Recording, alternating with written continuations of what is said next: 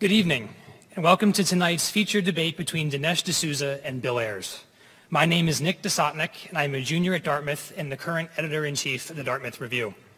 It is my distinct privilege to serve as your moderator this evening and to introduce you to the topic that we will be considering. Before we get underway, however, I would like to ask you all to locate the nearest emergency exits and to silence all cell phones.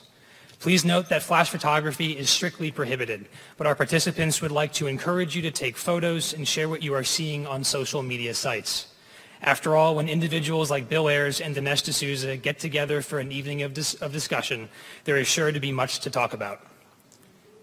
The focus of our debate tonight has to do with the nature of America and its meaning in the world today. We will be asking our participants for their thoughts on what makes America the unique place it is and how it has both succeeded and failed in living up to its own ideals. The wording of the resolve has been left purposely vague. Our hope is that by allowing our speakers to engage with each other's ideas freely, we can take up the central question more fully and explore it in all of its related social, economic, and political forms. Part of what will make this discussion unique is the background and pedigree of its participants. In truth, one will be hard-pressed to find two Americans whose stories and politics are more different. On the right, we have Dinesh D'Souza, a member of the class of 1983 here at Dartmouth, and a critically acclaimed author and political commentator. Born in Mumbai, India, he had a 30-year career as a writer, scholar, and public intellectual, and has been called one of the nation's most influential conservative thinkers by the New York Times Magazine. Since first bursting onto the political scene in the early 1990s, Mr. D'Souza has published 12 books, including What's So Great About America and Obama's America, The Unmaking of the American Dream. The latter of these works inspired the film 2016, Obama's America, which has since risen to become the second most successful political documentary of all time. On his left is Bill Ayers, one of the nation's premier theorists on elementary education and a former leader of the countercultural movement that opposed the Vietnam War. Born and raised in the Chicago area, he's perhaps best known for his involvement in the political activism of the 1960s and his leadership of the Weather Underground, a self-described communist revolutionary group that conducted a public bombing campaign in the 1970s. In the years since, Mr. Ayers has emerged as a leading public intellectual and has had a distinguished career as a professor of education at the University of Illinois at Chicago. He's also written extensively about social justice and has characterized education as an intellectual, ethical, and political enterprise. His most recent work, Public Enemy, was released in 2010 and describes his experiences and perspectives as an American dissident.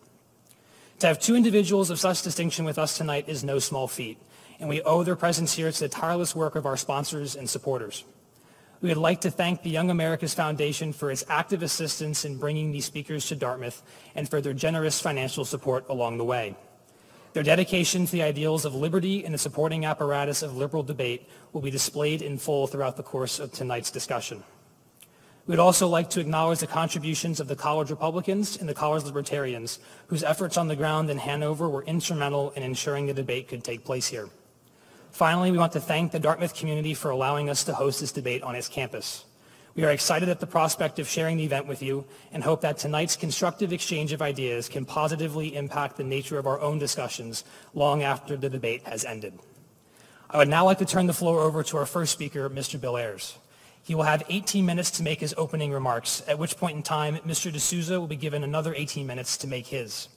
Both speakers will then take 5 minutes each to rebut the other's points before we provide them with 10 minutes to ask questions directly of one another. The audience will then be invited to get involved in a discussion and ask questions at the microphones stationed at the front of each aisle. This Q&A session will continue for 30 minutes until the debate ends with a brief closing from each side. We ask that audience members reserve all of their questions for the time allotted and that they present their questions clearly and directly so as to give others around them a chance to speak as well. We hope that in making this event responsive to the issues that interest you the most, we can create an engaging evening of debate that will be as enjoyable as it is memorable. And so, without further ado, I yield the floor to Mr. Bill Ayers and thank both of our speakers for participating in this forum. Mr. Ayers?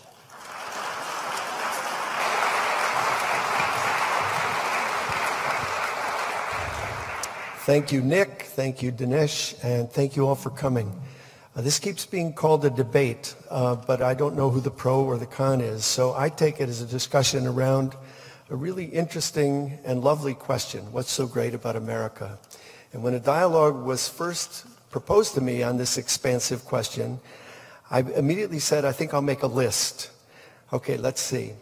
On my What's Great list, topping the list, I think, is Chicago. That's right, because it's my hometown and I know it well, and because it's one small piece in all its outsized and crazy complexity of America itself. The city of the big shoulders, the essential American metropolis. Chicago is one of the things that's so awesomely great about America.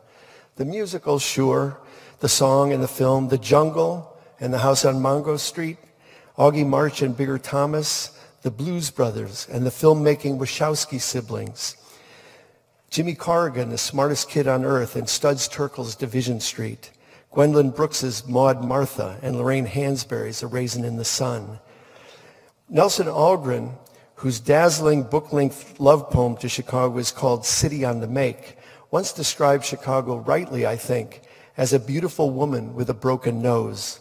He'd have said the same thing about America. So great. And there's more, of course. Lake Michigan, the vast inland sea now under siege from cataclysmic climate change, the massive inviting prairie that fires our imaginations and beckons us toward the far horizons, and the Chicago Cubs, who teach us humility and perseverance. Whenever I've traveled abroad, and often inside the United States itself, the city's name tends to evoke a cliched response. For years it was, Al Capone, rat-a-tat-tat, and then, refreshingly, Michael Jordan, Michael Jordan. In Baku, someone asked me recently if I knew Oprah. Of course, I said, it's a small town, Chicago. But today, the universal reaction on hearing the name Chicago is a single word, Obama. Yes, Chicago is home to Barack Obama, the President of the United States, the first black president in U.S. history. During the heat of the primary battle in 2008, when asked which candidate he thought Martin Luther King Jr. would support, Senator Obama responded without hesitation. Reverend King would not likely endorse any of us, he said, because he'd be in the streets building a movement for justice. Undoubtedly true, and it raises a couple of interesting points. It tells us a little bit what we ought to be thinking about our own activity. One point it raises is that if you take even a brief glance at history, you recognize that it's building movements that changes things. Lyndon Johnson, who passed the most far-reaching civil rights legislation since Reconstruction, was never part of the Black freedom movement. Franklin Roosevelt was never part of the labor movement, even though he passed incredible labor and social legislation.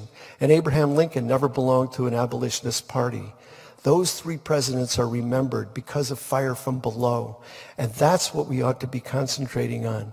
When you think about political power, often we think about the White House, or we think about the Pentagon, or we think about that medieval auction house that we call Congress. And we think that's where power lies. But the reality is there's also power in the neighborhood and the community, the workshop, the factory, the mill, the classroom, the university, the high school. Power is there too, and that's the power we have access to. Too often we spend our time staring at the sites of power we have no access to. But in a democracy, we can't wait passively wondering what the king has in mind for us. We aren't his subjects because we are the sovereign, the collective authority, and we have the opportunity and the responsibility to enact our sovereignty every day. Chicago's Jane Addams acted out her citizenship responsibilities every day, and she's part of what's so great about America too. Socialist, feminist, lesbian, pacifist, Addams established Hull House in 1889, and with the intrepid group of crusading women, went on to create the first juvenile court in the world, which freed children from adult prisons and poorhouses, the first playground in a city park, the first public kindergarten in America, an end to child labor, and 1,000 other projects and reforms. She argued that building communities of care and compassion required more than doing good, more than volunteerism, more than the beneficent but ultimately controlling stance of a Lady Bountiful. It required rather a radical oneness with others in distress, an identity of purpose with the wretched of the earth. When she opened her settlement house with her sister activists and lived there with an open, unlocked door, in the heart of a poor immigrant neighborhood with families in crisis and need. She pushed herself to see the world through their eyes, and fighting for their humanity, achieved her own humanity as well. J. Edgar Hoover, the G-Man, Wizard of Oz-like public relations skills and political opportunism outstripped any putative crime-fighting abilities, had called Jane Addams the most dangerous woman in America shortly before she became the first American woman to win the Nobel Peace Prize. And 50 years later, still at the helm of his vast criminal enterprise known as the FBI, bestowed that same honor on my partner, Bernardine Dorn. That's possibly the only time he and I agreed. The most dangerous woman in America, indeed. There are today countless men and women sweating out Jane Addams' hopes, and Bernardine Dorn's hopes as well, all over America, naming situations and circumstances as unacceptable, working to repair deficiencies and to right wrongs, fighting for more peace and more democracy, more joy and more justice.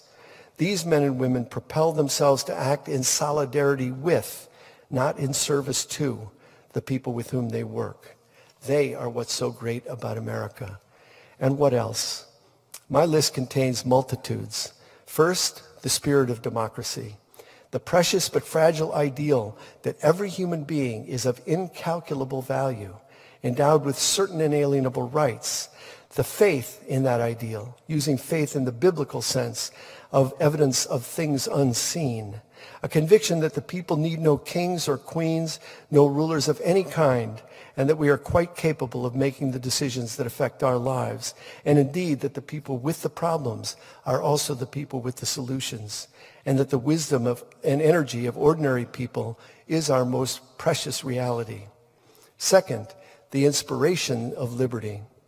The aspirations toward liberation, the belief that all human beings ought to be free, to invent and reinvent ourselves, to shape our identities in every sphere of our existence without the oppressive and traditional constraints of king or court or church or howling mob.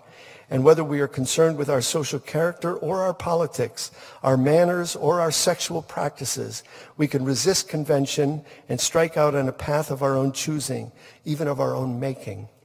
And third, the pursuit of social justice in large and small matters.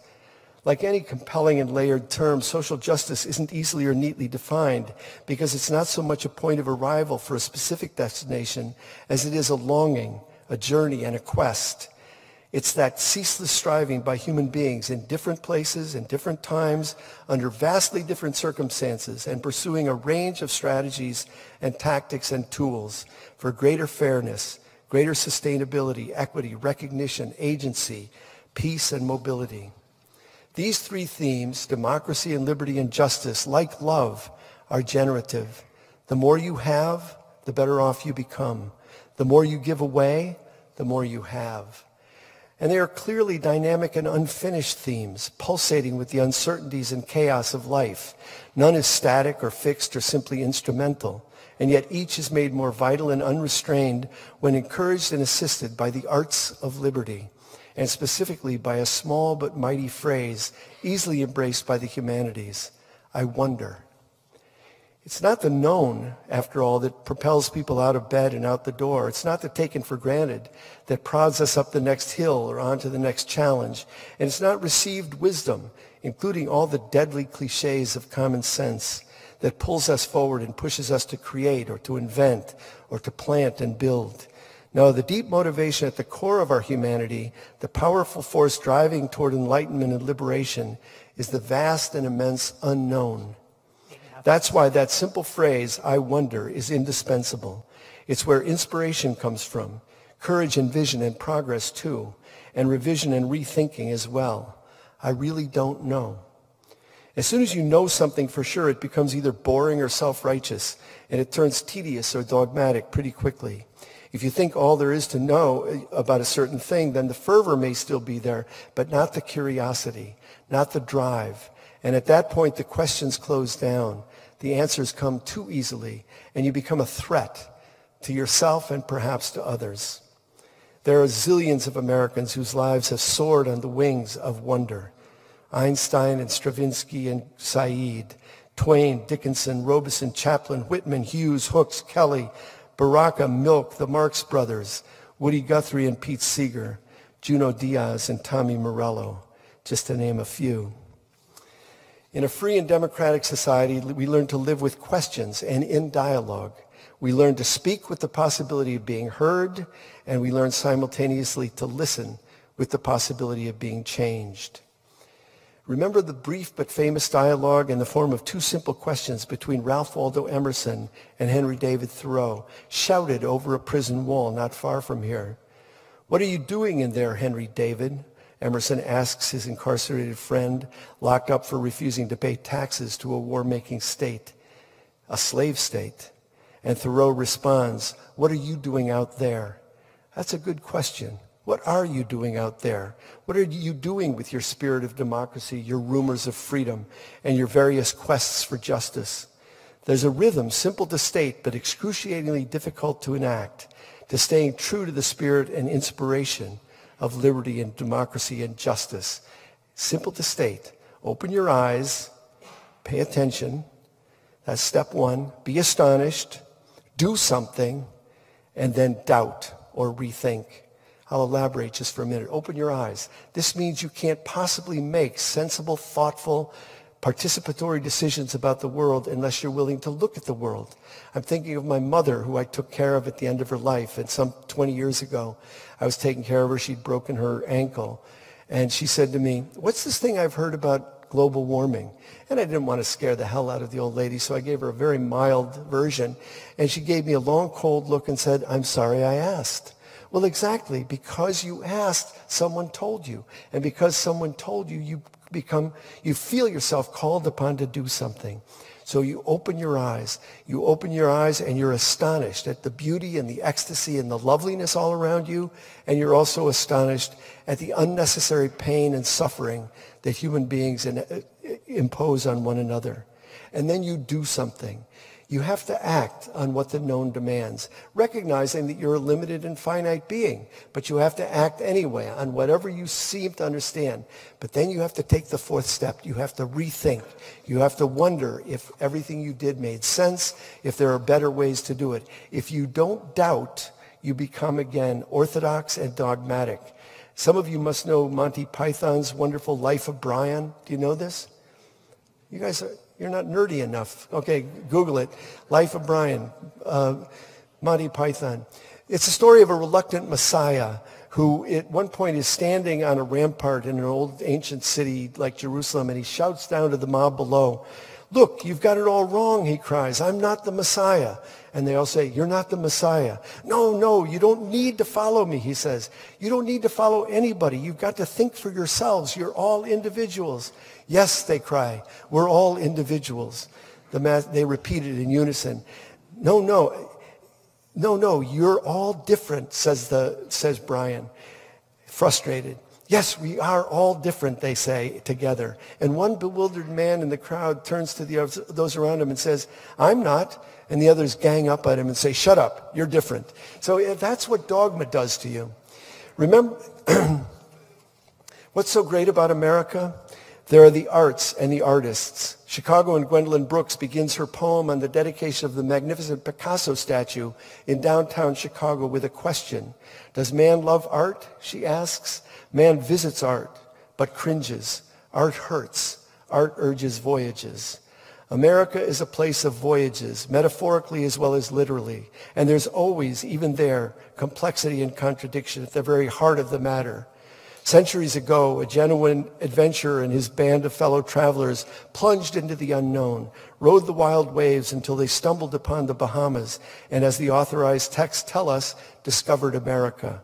We all know that story by heart, that foundational fable. And it's worth noting here that whatever else it represented, that exploit, part myth, part symbol, took a surplus of imagination and vision, resourcefulness and courage on the part of that wild and somewhat random crew. But every story has a prologue, every opening a forward. No story can ever quite begin at the beginning. And so centuries before that, another group of voyagers summoned their imaginations and visions, their own resourcefulness and courage to travel thousands of miles on foot across the Bering Strait, down through forests and mountains into the Great Plains of North America to settle there and bring forth generation. That's another story we all know by now. And there's a third, a central part of our shared American narrative, and another piece of what's so great. Those Americans who rose up to oppose the Castilian invasion and to resist the Colombian genocide. Osceola and Crazy Horse and Cochise also summoned courage and resourcefulness as they mobilized their own visions and their own American hopes. Clearly, history is more than the facts of the matter. It's as well the narratives we construct to circulate those facts. It's a continual creation at the dynamic intersection of what happened and that which is said to have happened. And each of us, from the start and right up until the present, both then and now, is both actor and narrator in history. We are each a work in progress, thrust into a world not of our choosing, and yet destined to choose who to be and what to become in the lively unfolding drama. 2 minutes. How many? 2. Oh gosh, I may have to take 3, sorry. America is an immense landscape, a crazy quilt, and the people, yes, the people, the opening lines to Carl Sandburg's classic love song, To America, where we come from and where we will forever return. Here's a fun fact you may not know about Carl Sandburg. He moved to Chicago from Milwaukee, where he served as secretary to that city's first socialist mayor. The city had the longest run of socialist mayors in American history, and one of them, Daniel Webster Hone, had met Albert Parsons as a 5-year-old child in 1886. Parson was later hanged for his role in the famous Haymarket demonstrations that had turned into a police riot and massacre. But when he was on the run from the Chicago police, he hid out for a time in the Waukesha home of Daniel's socialist parents, who owned a factory there. Albert Parsons was from Texas and had fought with the Confederacy during the Civil War, went through an essential American transformation when he renounced white supremacy, a dazzling, life-altering choice available to all of us right here, right now. And he became a leading voice for anarchism, socialism, workers' rights, and the 8-hour day. He married Lucy Parsons, a former slave who outlived him by half a century. Albert Parsons was hanged in 1887 after a quick show trial. The 3 surviving Haymarket defendants were pardoned in 1893 by Governor Altgeld, who was, incidentally, my favorite Illinois governor until George Ryan, a corrupt right-wing Republican and self-described pharmacist from Kankakee, declared himself an abolitionist and cleared death row in 2003, just hours before he left office, and 2 years for going to prison himself. Fraud, corruption, quiet money, the usual stuff. It was a magnificent action challenging capital punishment. And so now George Ryan is my favorite Illinois governor. Death penalty abolition, one of the great things about America. The death penalty itself, the shame of the nation. There's constant contradiction in Chicago, in America, always another incongruity or disparity, dispute or disruption, deviation to look into, always a challenge, an opposition, or an absurdity. And until the end of time, another pathway opening. Your time, Mr. Ayers. I'll just finish this paragraph. Standing directly next to the world as such, the world we see and the places we take for granted, stands another world, a possible world, a world that could be and should be but is not yet. And that's surely a good thing, because contradiction may save us. Nothing is settled once and for all. We're in the middle of the muddle right from the start. Thank you.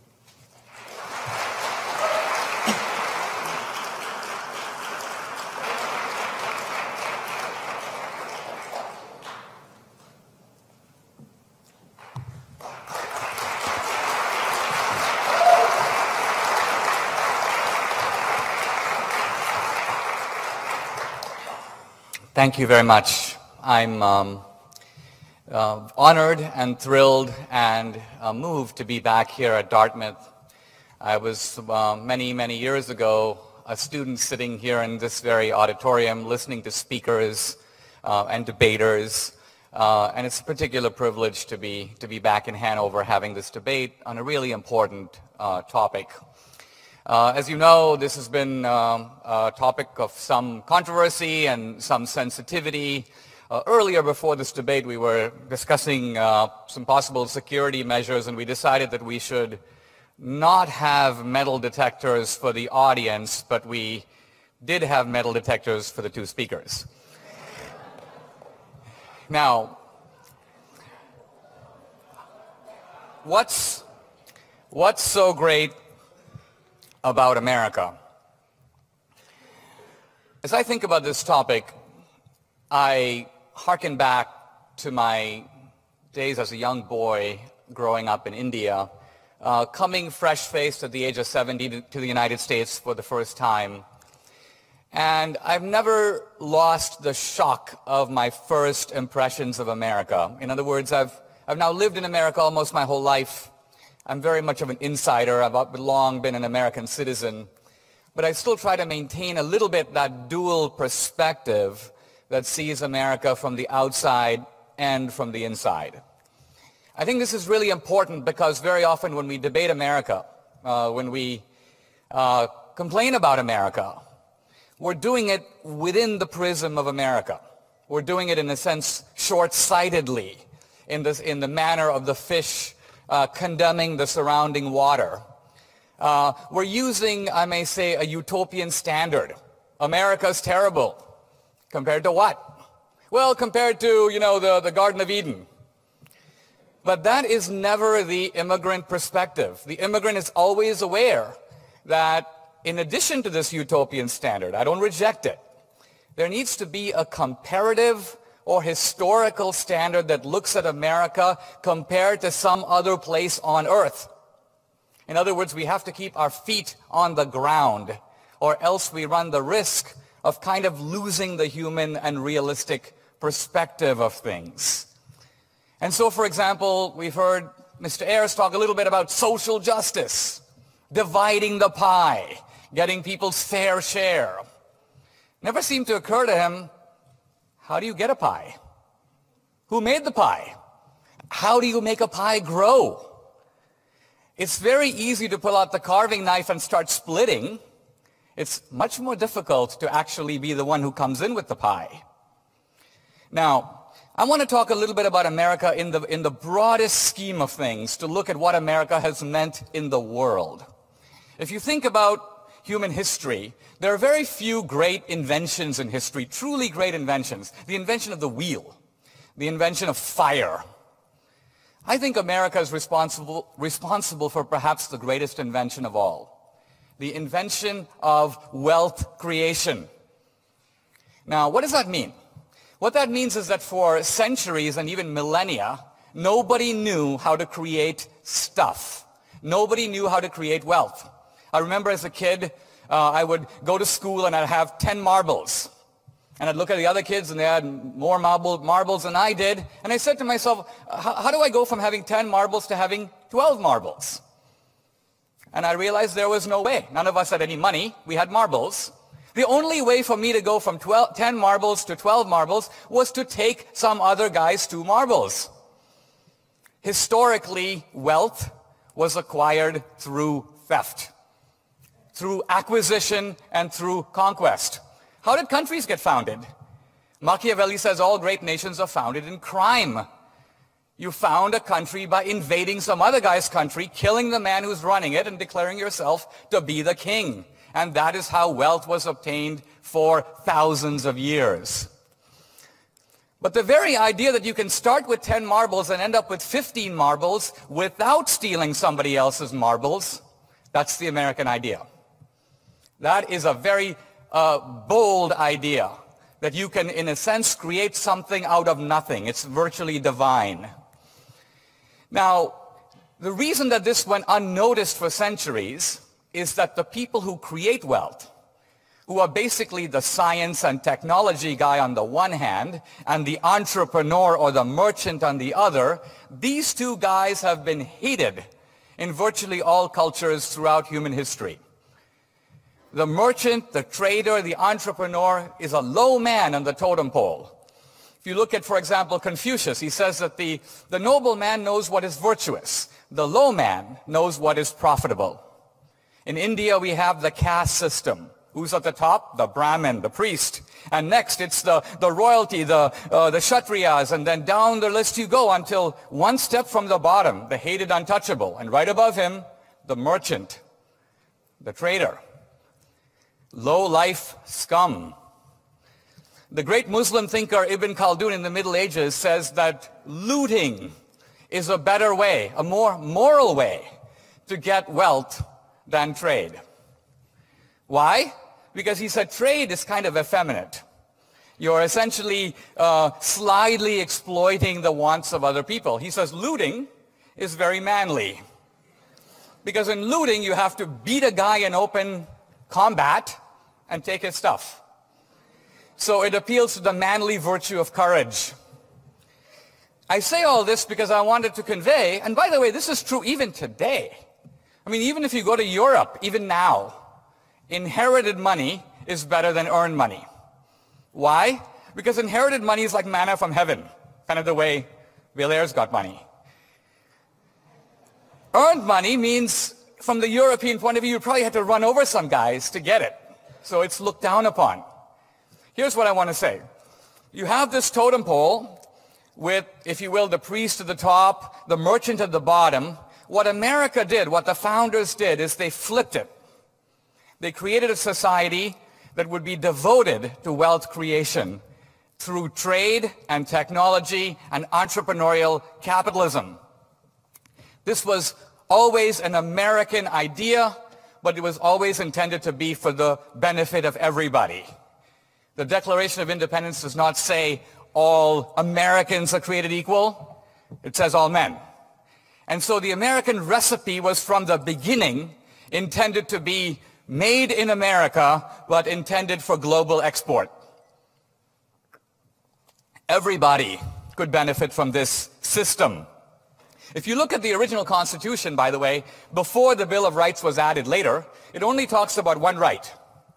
The right to patents and copyrights. Technology, invention, is the key to American success and American affluence. Now, what is the benefit of this? The benefit of this is absolutely stunning. When I first came to America, the most impressive thing to me was not that there was affluence in America. I already knew that. The most impressive thing to me was that the ordinary guy, and I'm not just talking about the smart guy, I'm talking about the not so smart guy. I'm not talking about the hard-working guy, I'm talking about the guy who didn't work that hard. What the greatness of America was that the not so smart, not so hard-working guy still had an amazingly good life. He had a nice home, he had 2 cars in the backyard. If he lived in California, he had a small pool. And I'm like, wow. I'm constantly comparing America with my friends in India. I have one guy who's been trying to emigrate to America now for I don't know how many years. The poor guy can never seem to get a visa. So finally I said to him, I said, why are you so eager to come to America? He goes, Dinesh, I just want to move to a country where the poor people are fat. Now, what's he getting at? What he's getting at is the phenomenon, if you will, of mass prosperity, of the ordinary guy having it fantastically well. And that's true. But I want to go beyond that to suggest that what America really offers is not just comfort and wealth and the ability to live well. It offers you the chance to write the script of your own life. Not long ago, I asked myself, how has my life changed by coming to the United States? How would it be different had I stayed, say, in India? Now, I grew up in a middle-class family, and I didn't have great luxury, but neither did I lack for anything. In coming to America, my life, is it better off materially? Yes. But it's not a radical difference. Actually, my life has changed more in other ways. Had I stayed in India, chances are I would have probably lived in a 5 or 10 mile radius of where I was born. Would have married a girl of my identical socio-economic and caste and cultural background. I would have become an engineer like my dad, or a doctor like one of my uncles. I would have had a whole set of opinions on a bunch of subjects that could be predicted in advance. So what am I saying? What I'm saying is my destiny would to a large degree have been given to me. Not that I would have no choice, but the choice is within a confined parameter. The beauty of America is that in this country we have the ability to write the script of our own life. We are, in a sense, in the driving seat of our own future. And our biggest decisions in life are made by us. America creates this sense of possibility. And out of that, You can become an activist, a community organizer. In a sense, what are you doing? You are living off the great capitalist explosion of wealth that you didn't even create. And who's doing that? Most of you. If you look at your life, you're actually living out the dream of the early Karl Marx.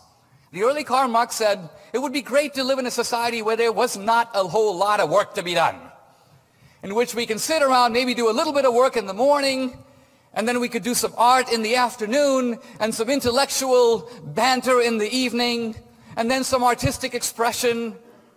And in a way, he was describing Dartmouth. But what he kind of missed is, how do you sort of get a Dartmouth? Who pays for it? Where does all this abundance come from? There's nothing like Dartmouth virtually anywhere else in the world. All the foreign students from everywhere want to come to places like this one. Why?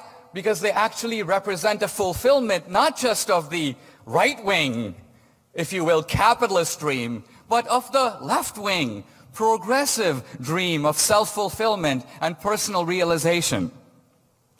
Now, I want to turn for a moment, without losing sight, of what is happening to the American dream. What is happening to the American dream, I fear, is it is beginning to be shrunken in America, and incredibly, it is beginning to be seized upon elsewhere in the world. We are losing our own dream. It's going to other people. And if you look around the world, what you see is countries like Brazil, China, India, Russia, coming up. They're growing at 5 times the rate of the United States. Why? We have taught them the secret of wealth creation. For a long time, we sort of tried the Bill Ayers formula. We tried to go over there and build homes. We tried to go over there and do stuff for them. We tried to go over there and lend them money, the IMF loans, all of which were a complete waste of time and money. Well-meaning, and admittedly for the moral edification of the people doing it, but of no real value to the people on the ground. Finally, the Indians and the Chinese had an insight. And it could be called very crudely the advantage of backwardness. What's the advantage of backwardness? We don't have a whole bunch of money, but we do have a whole bunch of people. And if we can get those people, not to sit around doing nothing, talking to anthropologists or social workers, but making stuff that other people actually want to buy, we will in fact take over the world market.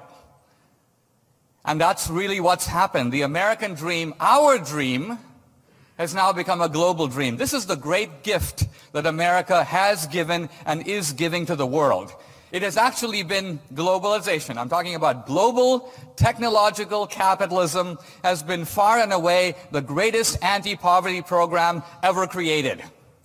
All the concoctions of Jane Addams and frankly Mother Teresa and every government handout and Barack Obama pale next to the simple ingenuity of the iPhone in a small Indian village where some female entrepreneur is using it to sell a bicycle. In other words, what has delivered the goods for people is not ultimately social agitation. Rather, it is the very American sense of taking nothing, sand, and making it into silicon. It is that ingenuity, the making of the pie, that's far more profound an act than simply saying, what do I do to divide the pie? Everybody has an opinion on that. Now, I want to say a word about American foreign policy. Bill hasn't talked a whole lot about it, but I do want to say that American foreign policy, to me, viewed as a whole, has actually made the world much better and much safer. Now, there are all kinds of exceptions and stupid stuff and the Vietnam War and the war in Iraq and this and that, and I grant it all. But just step back and ask yourself this. What would the 20th century or the last 100 years have been like if there never was an America? What would have been the outcome of World War I or World War II or the Cold War? What would the world be like if America sort of never existed? For all our blunders and for all our self-interest, by the way, democratic societies have every right to be self-interested. We elect governments to look out for us. The question is not, is America self-interested, as if that was a crime, But in being self-interested, is America making the world better or worse? We self-interestedly got into World War II. We didn't even care about Hitler. It took the bombing in Pearl Harbor to get us into it. Self-interest. 2 minutes. But that self-interest nevertheless got rid of Nazi Germany and Japanese imperialism. We fought the Cold War for self-interest, sure. But who would deny that at the end of it, the world is much better and freer? The Russians have all kinds of problems, but nobody wants to restore the old nomenclatura, the old Communist Party.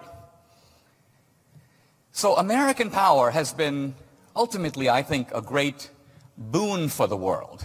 It has, in a way, kept the world secure. Why? For this reason. What America invented is the idea of wealth creation as an alternative to conquest. Frankly, most people in the rest of the world believe in both. If China today or Russia had America's power, they'd be using it for wealth creation. We taught them that. They would also be using it for conquest. What America can do for the world now is show the importance of transitioning from the one to the other. It's another way of saying that American foreign policy is not about acquiring real estate. People tell me, well, America invaded Grenada, and America invaded Iraq, and America invaded Afghanistan. And my point is, hey, if America invaded all those places, why don't we own them? The truth of the matter is America got in, America gets out. We don't want to own anybody else's real estate. Our foreign policy can be summed up in 2 phrases. Trade with us and don't bomb us. And that's it. So,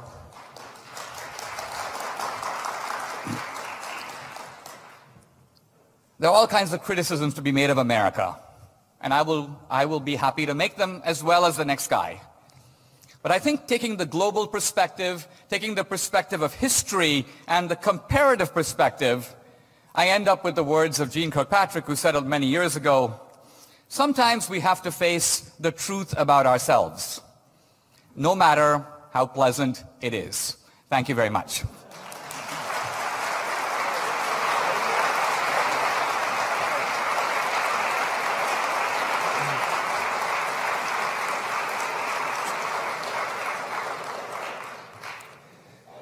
So many straw men set up, it's hard to know where to begin. Nobody said America's the most terrible place. But there are a couple of assertions that you have to take on faith that are astonishing. One is the idea that America's great invention was wealth creation, not based on theft at all. What about the theft of the entire continent? That was a theft.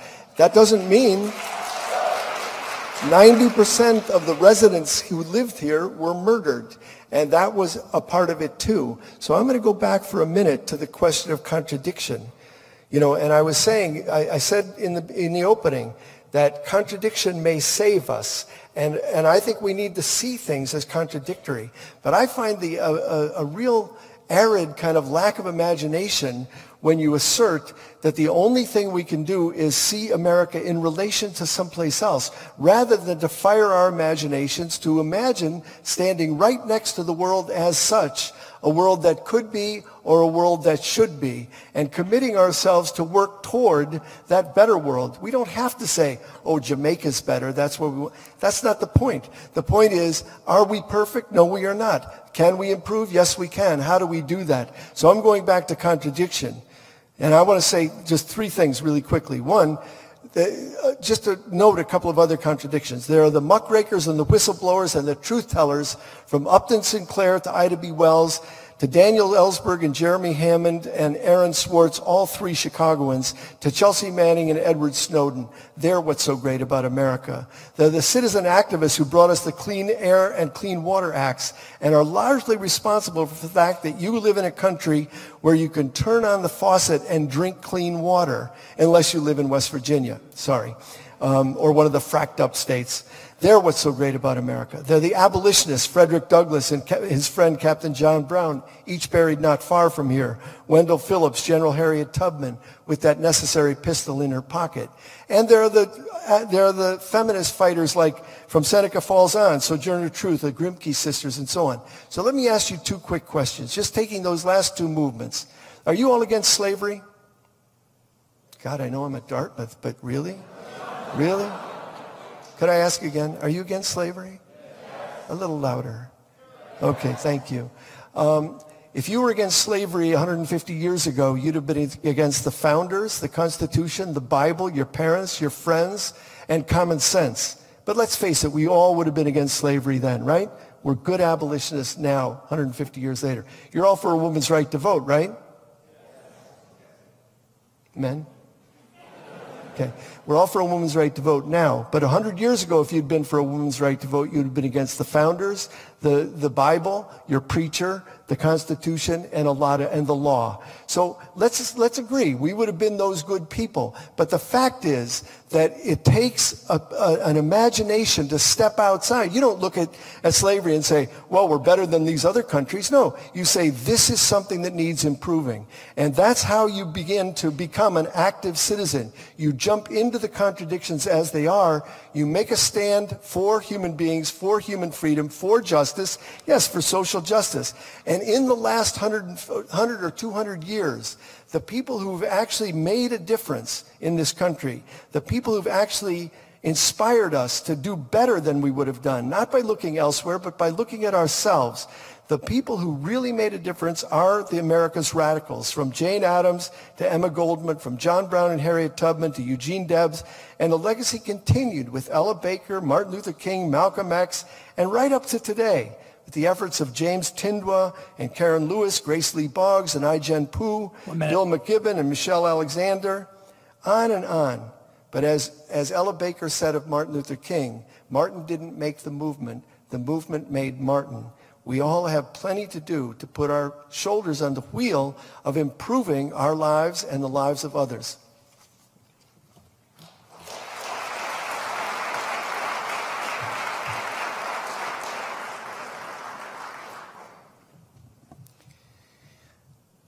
Debate has taken a very interesting turn because we sometimes hear the phrase American exceptionalism. I think one thing that you've been hearing today is that in a way, we're talking about two types of exceptionalism. For example, if I were to talk about great Americans, I would talk about the wealth creators, Benjamin Franklin, Edison, Steve Jobs. I think that those three guys, collectively, have done more than all the redistributors combined. I'm not saying there isn't room for both. I'm just trying to put priority where it belongs. Now, when it comes to tough issues, how do we get the country? Slavery. It's time to talk a little bit of sense. And I think we're in a generation now and at a moment now when we can do that without mere sloganeering. 90% of American Indians were murdered, genocide. Actually, that's not true. The white man came to America and brought with him, unwittingly, a whole bunch of diseases. Malaria, smallpox, and on it goes. The vast, vast majority of Indians contracted the plagues and died. And it wiped out the majority of them, and this was a tragedy. But it was no more of a genocide than when the Black Plague and the bubonic plague swept across Europe, wiping out 1/3 of the population of Europe, and that came from Asia. And I don't see the Europeans submitting reparations or genocide proposals in the UN. Why? Because they have the sense to recognize that this is part of the tragedy of history. Human beings have carried with them diseases to which people had no immunities at the time. This is not to excuse broken treaties or any of the rest of it, but it is a way of demanding a certain intellectual precision when we talk about these things. Now, slavery. Isn't it a fact that the founders allowed slavery? It is. And why did they do it? Because had they not allowed it, there would be no way they could have had a union. 12 of the 13 original states had slaves. Certainly the southern states, but most of the northern states would not have joined the union had there been an attempt to forbade it at the outset. So what Lincoln said is the founders declared the right to freedom, so that the enforcement could follow when the circumstances permitted. And in fact, 300,000 white boys from the North died to end slavery, securing for the African American a freedom that he was not strong enough or in a position to secure for himself. So I'm really glad somebody ran the Underground Railroad. But I don't know why nobody mentions those 300,000 white soldiers who had nothing to gain and who gave their lives to end slavery.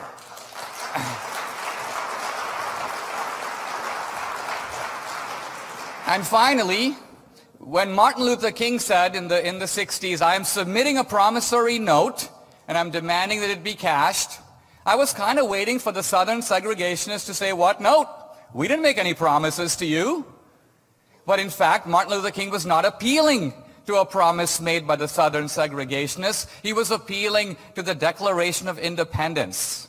And here is an amazing fact. Martin Luther King was appealing to a charter and a principle articulated by a Southern slaveholding planter, Thomas Jefferson, which is another way of saying that far from repudiating the founding, what Martin Luther King was doing was claiming the promise of the founding.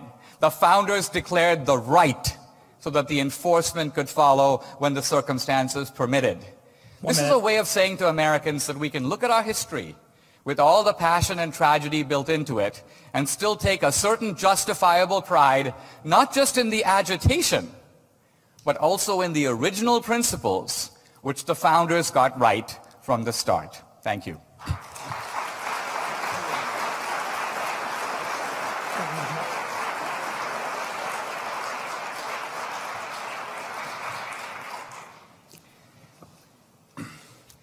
This is a cross-examination period, and the way it works is I pose a question to Mr. Ayers, you answer and pose one to me, so we're going to go a little bit back and forth.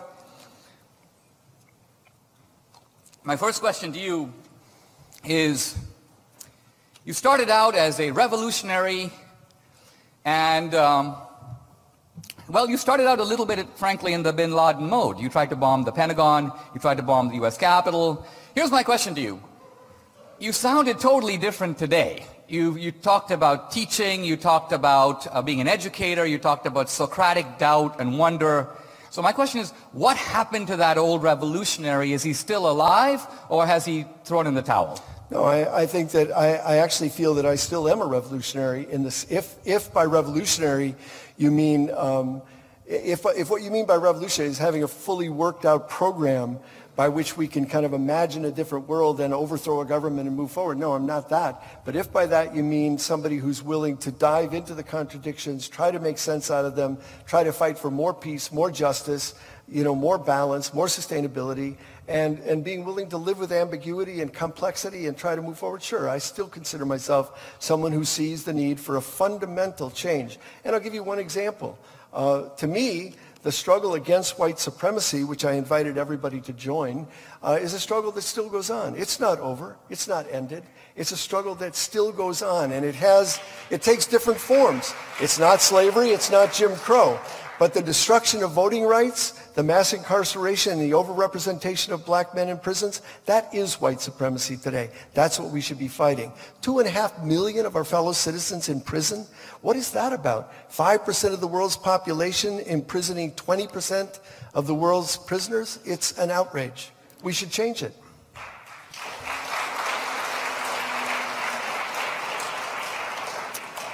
Well, I have to agree with you that the lock-em-up impulse is getting a little out of hand these days. It's very out of hand. And but now my question to you. You've written that, among other things, and you implied it again today, that, the slaves are dead. And let's face it, the descendants of slaves are better off. And you said many times, I'm not submitting a note to get reparations from the British because I'm better off for the whole enterprise. Of course, there's a lot of ways to think about that. For example, you might have taken an ESL class, and there's a lot of ways to imagine coming to the West besides the slaughter of millions. But in any case, my question to you is, many people say that the state of Israel, a catalyst for the creation of the state of Israel, was the Holocaust. Do you have the same opinion about the Holocaust, that it was in some sense worth it because look at the end? Well, the argument about the Holocaust is this. I'm not saying that the Jews are better off for the Holocaust because they got Israel out of it. A completely different way to put it would be that the moral anguish about what happened in the death camps did help, in fact, to create political support for the state of Israel. Right. Now, the point about colonization, though, and slavery is a little different. Last year, I believe it was, a year before, the Indian Prime Minister Manmohan Singh went to Oxford, and he gave a speech that if he had given it when I was a kid, he would probably have been strung up on the streets of Bombay. But what he basically said was, he said, look, Gandhi had a dream of wiping a tear off every Indian face. And he said, now it is global technological capitalism that is helping to realize that dream. Not India's 40 years of socialism, but technological capitalism. But he said something else, and this was the most controversial thing he said. He said, we have benefited, we are in a position, India, to take advantage of global capitalism because of the legacy of empire. That's the key word, the legacy of empire. And what he was saying is that although the British Empire was very hard and imposed indignities on people who lived under it, their descendants, modern Indians now, speak English and have technical institutes and also have an infrastructure that enables them, not to mention democracy and separation of powers and checks and balances and contracts and courts of law. You walk into Indian courtrooms and you see dark-skinned guys in white wigs. That's the legacy of empire. The Indians could take off the wigs, the British have gone home, we could stop speaking English, we could go back to the old way, but nobody even proposes that. Why? Because there's a recognition that although empire, no one's saying the British came with good intentions, but it is a way of saying that colonialism, for better or worse, was the transmission belt that brought some of these Western values that you and I now both affirm to India. So you are saying, in a sense, that as bad as the Holocaust was, it helped, because we should be grateful for the creation of Israel, and this was the transmission belt. 5 minutes. Absolutely not. I think on the cost-benefit analysis, I would say absolutely not. The state of Israel is a good thing to have. You may not have needed a state of Israel if the Jews were safe in Europe. So it would be preposterous to say. Yes. Yeah. And the same is true of slavery. It's preposterous to say that it was a good thing.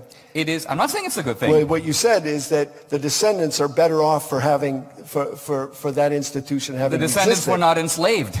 So that's the key point, meaning Except I'm thinking of that white supremacy still exists, and white supremacy still expresses itself in all kinds of institutional ways. It's not a matter of individual racism. It's a matter of the structures by which people as a group are kept down, and that's something that still exists. And as I say, we can all commit ourselves to fighting that system. And I'm not saying no, but all I'm saying is, I'm saying what Frederick Douglass said. Frederick Douglass stood up before an abolition society and basically said, I will not celebrate the 4th of July. Exactly. It's not mine, it's your 4th of July.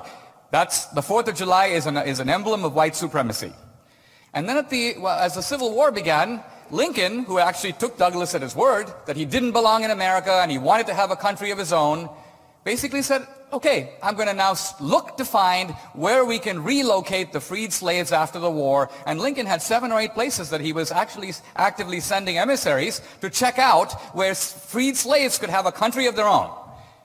But by this time, it was Frederick Douglass himself who said, no, we don't want to go anywhere. For all the problems, we are 100% American. We want to stay right here. This is our home, and that's all I'm saying. I'm simply saying that American Indians, blacks, Indians, all of us have a choice today in a free society to live in the old way. American Indians could say on the reservations, we're not going to have cell phones. We're going to live the old way. We're going to chase bison. We're going to hunt. We're going to live the National Geographic life. That's how it used to be, and that's what we value. We're going to make it as if Columbus never came here. Who's arguing this? I mean, you're making this straw man. Who's arguing this? You've got a great argument against somebody, but I don't know who it is. That's my point. The reason no one argues it is everyone has voted with their feet to live in Western modernity. Everybody wants cell phones. Nobody even thinks of this stuff. But everyone has not voted with their feet to live in a permanent war economy. Everyone has not voted with their feet to say, look, here we have $1 trillion military budget. That's wrong. That's outrageous. And the idea that we go over and help people and then we leave, that's the nature of empire, is now not going over and holding the land. It's a neo kind of empire. It's we control the resources. We control the way money is spent. We in 2010, the taxpayers, us, gave $300 billion to private corporations like Halliburton in no-bid contracts, and that was the biggest corporate welfare scheme in the world. That was the biggest one that's ever been executed, and that is going on regularly. This notion that somehow corporations are persons and that, Walmart is a person, and that's the end of our political system of democracy. That's the end of it, because money buys political office, it buys judgeships, it buys redistricting, and that's where we're living, and we should resist it.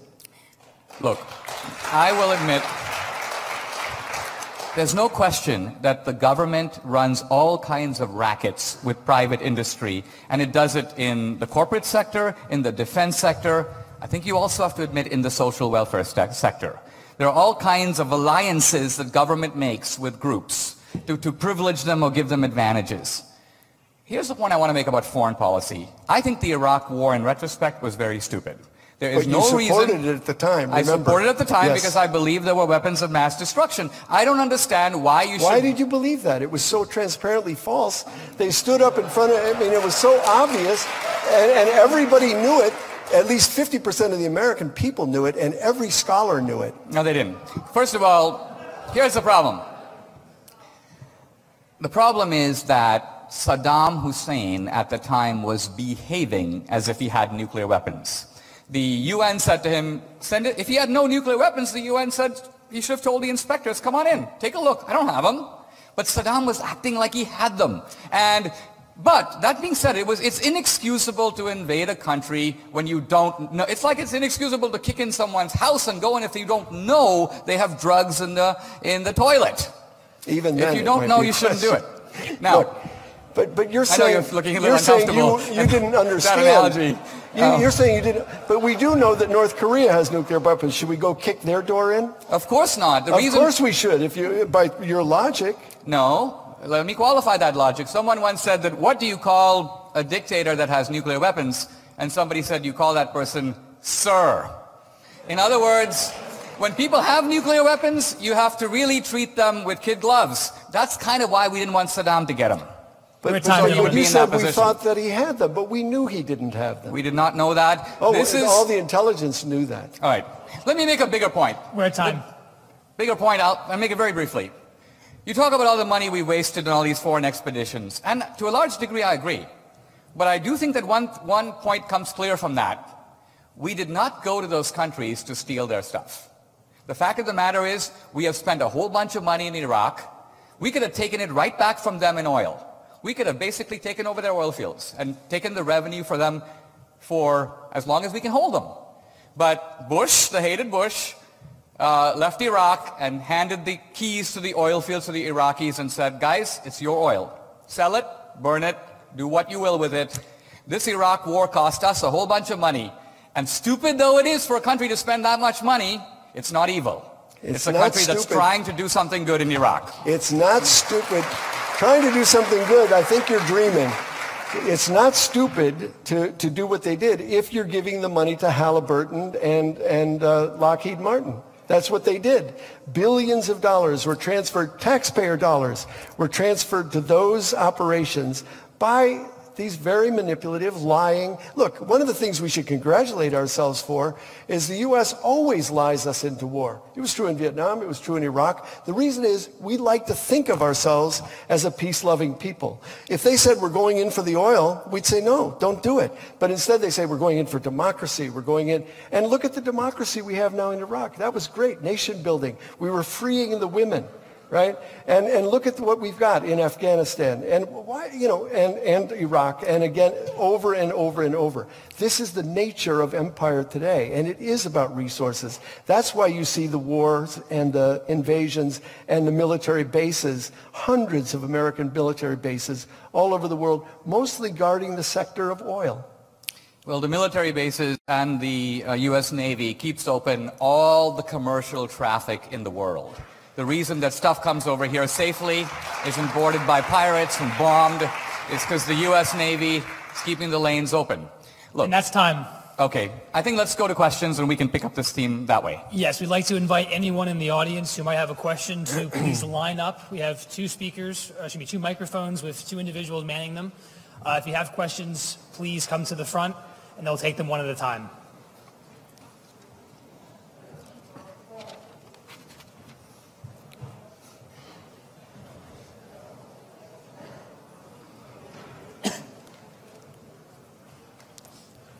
Michelle, do you want to start? Yeah, sure. You ready? Hello, my name is Michael Walsh. I'm from Troy, New Hampshire. Mr. Ayers, I lived through your times. I was in Vietnam in '68, the Tet Offensive in the 101st Airborne Division. I came back. Wait. You got to hear the other side. I came back and I was at the moratorium in Boston Common. I heard Abby Hoffman speak. We marched down Mass Ave and took over Harvard Square. I had more tear gas that night than I ever had in my life. And you took an armed stance against the United States government. And I might not agree with it, but it took courage to do that. How do you still feel about the right to bear arms? Do I have a right to bear arms, or is it only the government that gets to have guns? You're asking me about the Second Amendment, I assume? Yeah. I think that I think we've gone way too far, and that we need to find a way to take back some of the extreme kind of gun ownership that exists. It's not a question of I think we should disarm, and I think that means that we should absolutely allow serious background checks, to allow serious kind of limits on what people are sold. The idea that somehow everybody has a right to a machine gun and that's protected by the Second Amendment is pure folly, and it's ridiculous, and it's leading us in a very dangerous direction. Mr. D'Souza, would you comment on that, please? Yeah, we have a Bill of Rights, and I think it is sort of odd. Imagine if you used exactly that kind of rhetoric with regard to the First Amendment. And you said something like, well, I think speaking is kind of an okay kind of thing to do, but I think we should all limit our speech, and I think we should all be really careful of what we say, and if the government wants to run background checks on us to clear what... People would say, are you out of your mind? Why do we have a First Amendment? So,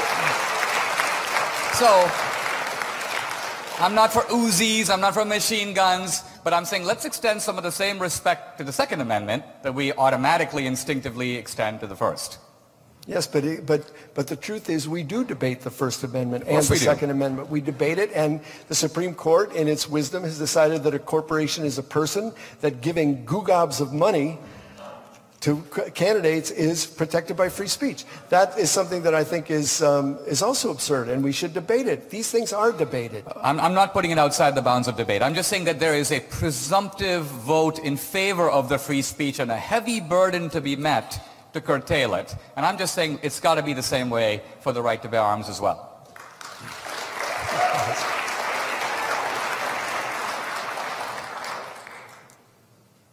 Paul?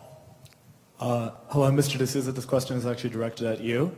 So I actually saw 2016. It definitely made me think a lot.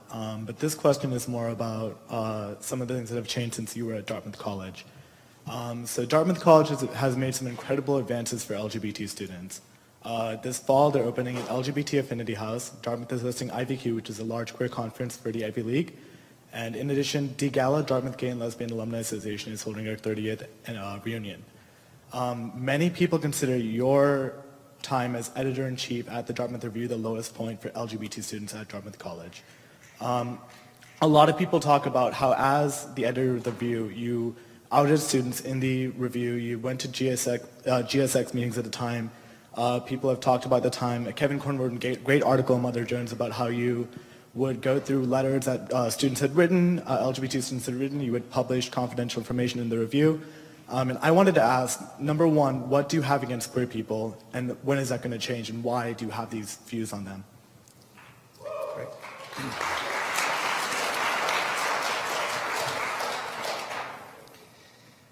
First of all, I have to say I'm really kind of amazed that my activities as an undergraduate, which were actually in the late 70s, early 80s, are being discussed. The good news about it, I'll tell you, is that I was there and Mother Jones was not. Here's what I mean. When I began to become a successful author in the 90s, many, many years after I went to Dartmouth, left-wing groups on the campus created, I would call it, an urban legend history of the Dartmouth Review, looking back at what we supposedly did and basically fabricating stuff and handing it out and relying on Chinese whispers on the left to preserve these legends. So for example, none of them can name any students that were named in the review. You'll notice that this is all just, this is what he allegedly did. I didn't do it. I've never been to it was then called a GSA. Never been to their meeting, never taken any of their files. At one point we wrote an article on college funding for the Gay Students Association, and in that article we mentioned the 4 officers who had applied for college funding, and we noted that in their application they had not described any intellectual activities, or were basically using the money for parties. So the thrust of the article was college fees go to fund intellectual and cultural groups. They don't go to fund basically beer kegs, and they don't go to fund recreational activity, and the question was, why is the college doing this? Now, you can agree or disagree, but the point I'm trying to make is the Mother Jones recapitulation, 30 years old, bears no actual resemblance to the facts. So I'm happy to defend what I said, and quite frankly, you know, I've done some sophomoric things when I was in college. My main defense, I was at that time indeed a sophomore. But I don't want to be held accountable for things I didn't do. Okay, but so you were misunderstood, and you have they have the facts wrong. Will you now give a full-throated endorsement of queer rights? Well, I don't know what a full-throated endorsement of queer rights say it. means. Say it loudly. I mean, I've read your stuff, and it's got homophobia written all over it.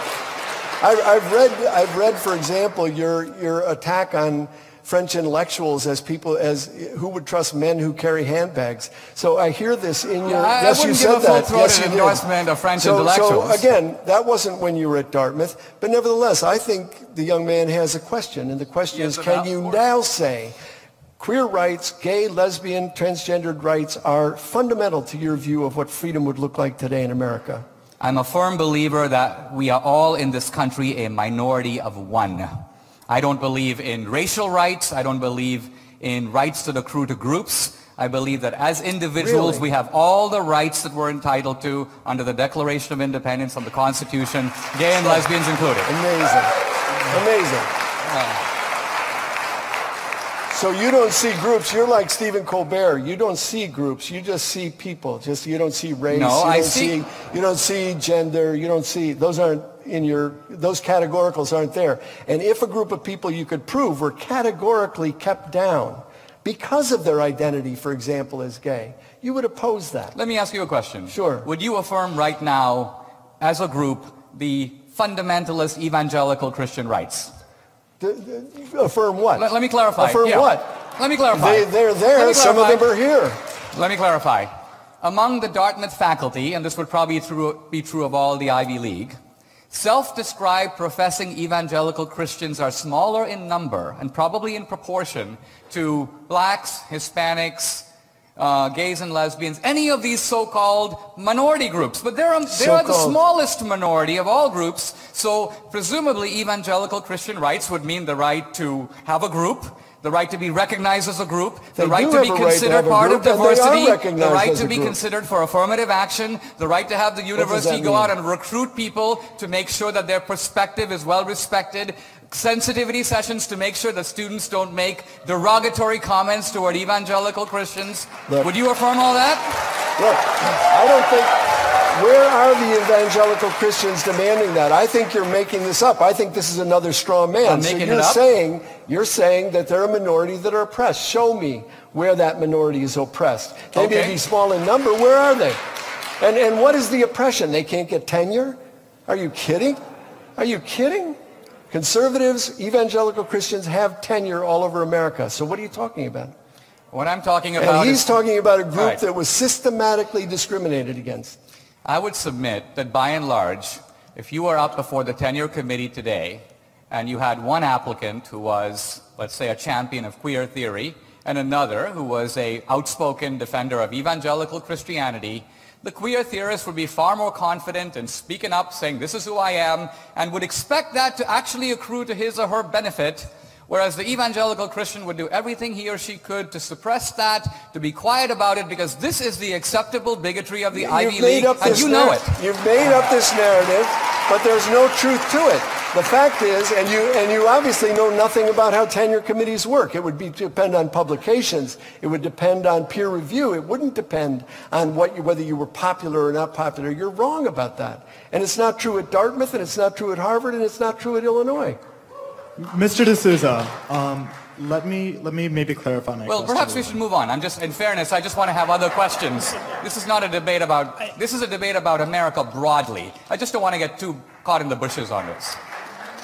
We respect your question, but in the interest of fairness for other people who have questions as well, we want to move on. Yes, let's change it up a little bit. I attended a public hearing this morning regarding a bill called HCR 10 that was introduced to the New Hampshire State Federal Relations and Veterans Affairs Board. This concurrent resolution applies to the Congress of the United States to call for a convention under Article 5 of the United States Constitution to have a constitutional convention. I not only would like the speakers to think about this issue and reply, but the audience as well. What are we going to do about our Constitution? You know, in history, there are very few times in history where there has been, almost out of nowhere, I would say semi-miraculous events. Greece in the 5th century BC, out of nowhere. Pericles, Socrates, Aristophanes, theater, philosophy, all congregates together, and nobody knows what was there before, and there has not been a whole lot after. Elizabethan England, Germany in the 19th century, philosophy, music. I think the American founding is one such moment. A remarkable group of people with deep insight came together, and they gave us a formula for wealth creation. And it is no rebuttal to say we're living 200 years later.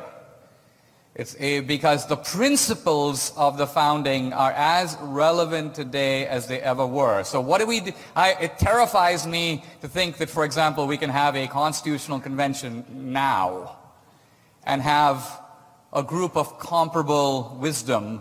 Basically, you can say update the founding. More likely, we don't need to redo the founding. What we need to do is live by the principles of the founding.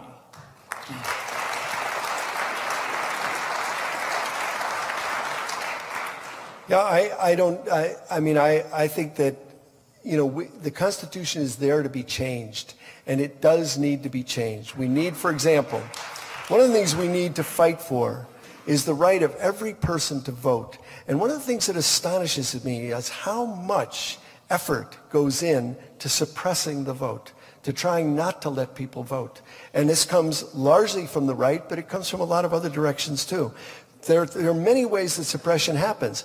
We should fight for and believe in universal suffrage. That's not in the Constitution, but that's the kind of constitutional change that we should make. Everyone should have a right to vote, and everyone's access to the ballot should be unrestricted. And we don't have that situation now. In fact, we have felony disenfranchisement, and if you look at felony disenfranchisement, it follows the entire, struggle, this entire history of the civil rights struggle. The civil rights struggle was a struggle for justice, but it had a couple of tactical things that matter. One was integrating the schools, and one was access to the ballot. In both of those great struggles, we have not moved forward. Access to the ballot was undone through felony disenfranchisement. And what we ought to do is we ought to fight to extend the ballot, and the other, parenthetically, the other suppression tactic is money. Money in politics takes away your right to vote. It's not one person, one vote. It's Monsanto with 10,000 votes. We got to get rid of the Electoral College. That would be a good thing to do in a constitutional convention. This is an absurdity held over from slavery. So there are things that we need to do, but I would think the right would join with the left and say every human being, every citizen has a right to vote. And that means if you have a felony, you don't lose your citizenship. In fact, while you're in prison, ballots ought to be brought to you. You're still a citizen. Why shouldn't you vote? Why not? Why do you get disqualified from being a citizen because you committed a crime? That's ridiculous. We should extend the vote. We should do away with gerrymandering, and we should get phony money out of politics. We're about halfway through. Hi, my name is Adam Hahn. I'm the head of the Atheist Humanist Agnostics on campus here. One quick comment was easily I can name the evangelical groups on campus outweigh both the secularist groups as well as the LGBTQ groups. I mean, just in one of them, they probably outnumber all of us. So the idea that there's less of them and they're a persecuted minority, I just think is absolutely unfounded. Remember I said faculty. Faculty, of course, and the question though that I have is, what you were talking a little bit about the eroding of religion, politics, modern day thought, giving us things like slavery, get rid of the things like slavery as well as giving us women's rights. Do we need to further go along this process of erosion of religious priorities as well as governmental priorities within that in order to make it better? Or I'm not sure I'm understanding your question. I'm sorry. Yeah. Say it again. Please forgive. Do we need to erode religion a little further or government policies a little bit further in order to help us move along the social scale, as you were saying, with women's rights as well as slavery? I think he's saying, should government take a tougher stance against religion to limit, presumably, what seems to be religious curtailment of public policy? I would not want to say government. Pardon me? Public policy. I would not want to say government. Give me an example of what you mean. What do you mean? You gave the example of slavery as well as women's rights, saying that religious ideas were covering both of them, as though they were upholding both of them. Do I have that wrong? I said religious ideas.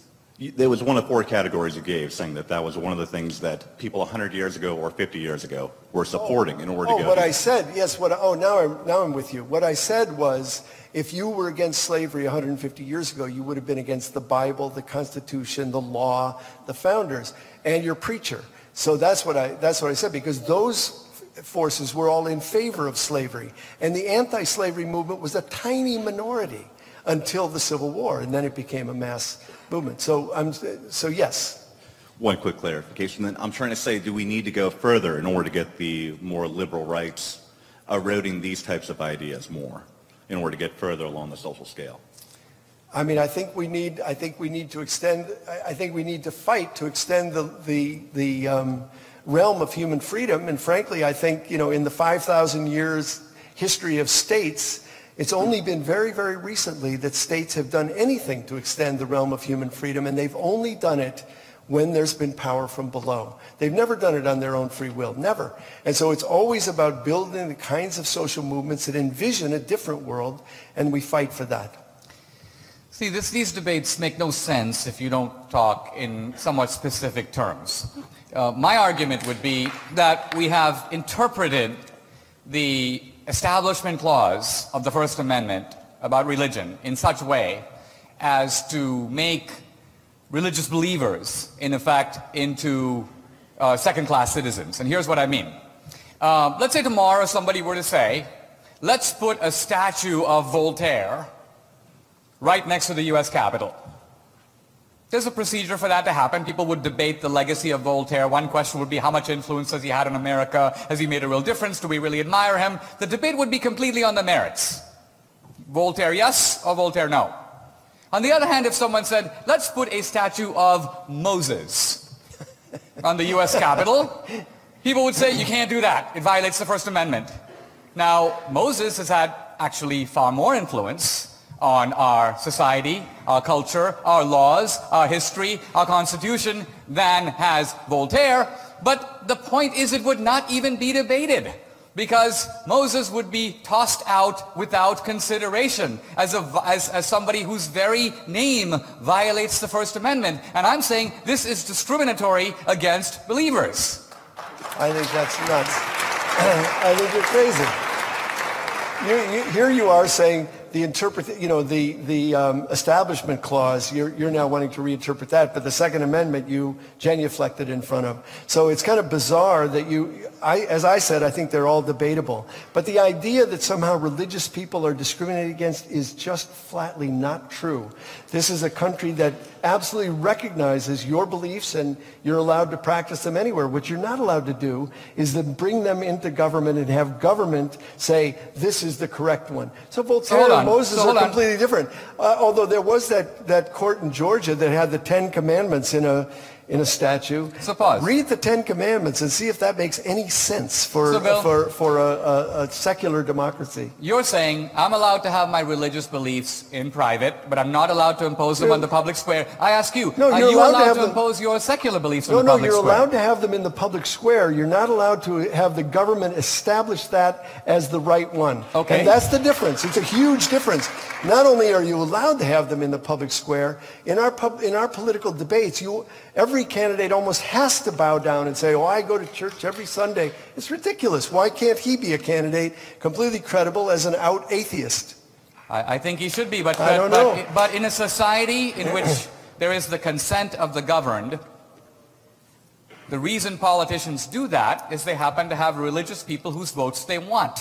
If they have the guts to say, I'm an atheist and I don't care whether religious people vote for me, that would show a little bit of courage. But if you want religious people votes and you then want to pander to them, I don't have a whole lot of sympathy for you. It's fine to pander to them. My point is that you're making up a false parallel here. Voltaire's just a person. We can decide whether we like him or not. Moses, if you put a statue of Moses or Jesus someplace, that would be endorsing, not in the public square, in the government government arena. You're not allowed to, and you shouldn't be.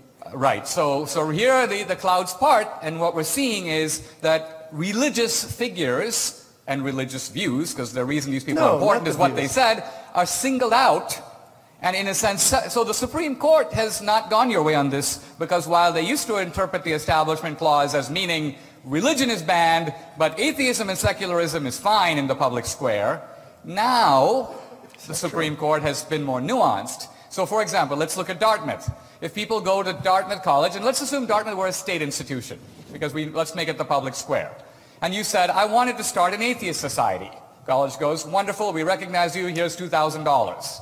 Then somebody goes to the college and says, we want to start a society for Catholic Christians. According to him, that's a state activity. No. Because it's religious. But doesn't Dartmouth have a Catholic group? But Dartmouth's a private school. I was saying in my example, the University of Illinois has a Catholic center right in the middle of its campus. Exactly. So it's allowed. So the principle I'm arguing for is a non-discriminatory principle in which believers and non-believers alike share without discrimination access to the public square. If somebody wants Moses up there, we debate it on the merits the same as Voltaire.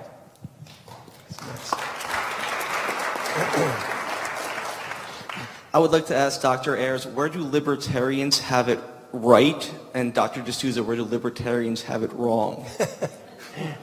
Well, libertarians covers a multitude of sins. There are, anarchists and libertarians kind of come together. I'll tell you where I think the anarchists and the libertarians have it right. A deep, deep skepticism of government, a deep skepticism of the imposition of the state into our lives. I think where they have it right is full support for sexual freedom. You can do your thing. And anarchists and libertarians would say full gay rights. In fact, I was having a discussion with a libertarian outside of one of my talks, and I said, I think we could agree on full queer rights. And he said, absolutely. And I said, including the right to marry. He said, no, the state should not be involved in marriage. If you want to get married with your cult or your neighborhood, that's fine, but not the state. And I said, okay, I agree. Full queer rights, everybody gets unmarried.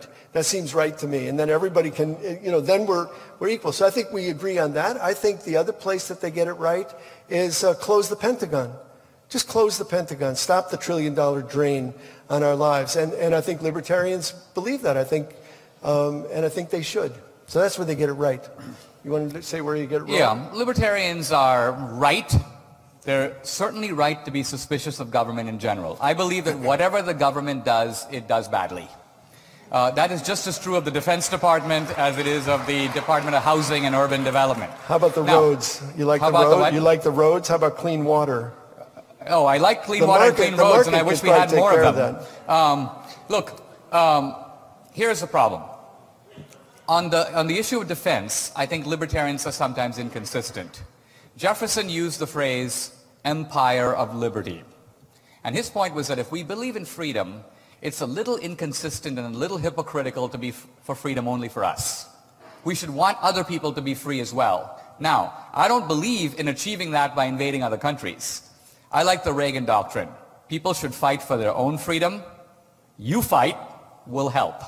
And so when the Afghan Mujahideen were fighting, against the Soviet Union, we didn't send troops, but we did send material assistance to the rebels to overthrow and that was the beginning of the end of the Soviet Empire. So libertarianism is half right on foreign policy. Libertarianism is almost completely right on economics, where libertarians are right is that the government, just as it doesn't have the right to interfere with your life, it doesn't have the right to reach into your pocket and take your wallet. That is also part of your freedom. No, where the libertarians get it wrong is that they think that the market is holy. And so they say the government bad, but these corporations that have taken over the government, they're good. That's nonsense. So even the idea that somehow the government spying on us is a bad thing, but Google spying on us is a great thing because of the love of the market and private enterprise. It's foolish. Let me say, shouldn't the government not have that power to dish out in the first place? To do what? Shouldn't the government not have that power to dish out? The corporations buy the government. Shouldn't the government not have the power to dish back to the corporations? What do you mean dish back, for example? So when the corporations buy, I think we agree that when corporate money is involved with elections, they get their politicians to make favorable policies for corporations. However, shouldn't the government not have power to make favorable policies for certain corporations and not other corporations? I'm still not following exactly what you're saying. I think the government is almost a wholly owned subsidiary of big capital. I mean, I think that it's a very dangerous situation. So you look at something like where we are in healthcare. We're the only industrialized nation that doesn't have universal health care for its citizens. And meanwhile, we pass this kind of weak bill a couple of years ago, which basically gives hundreds of millions of dollars to the insurance industry. What is that about? It's about the government, again, giving corporate welfare, which is what it does best. We have time for one more question. So as a point of fact, I just wish to point out there are both statues of Moses and Muhammad in Washington, D.C., right above the columns on the U.S. Supreme Court's building. So yes, we do have actually Moses in Washington, D.C. But my actual question is, we lost Nelson Mandela this year, very sadly. And I think we'd all agree we're against apartheid. I would like you, yes, but I would like you to speak to the fact that we support Israel with massive amounts of military aid, but they actually in their laws have codified that the Arabs are second-class citizens and different laws govern the Arab and Jewish populace. Why do we as a government support an apartheid system today, and will we look as ridiculous as other governments? David Cameron, for instance, was part of an organization that supported apartheid. Will we look as ridiculous today as he does now?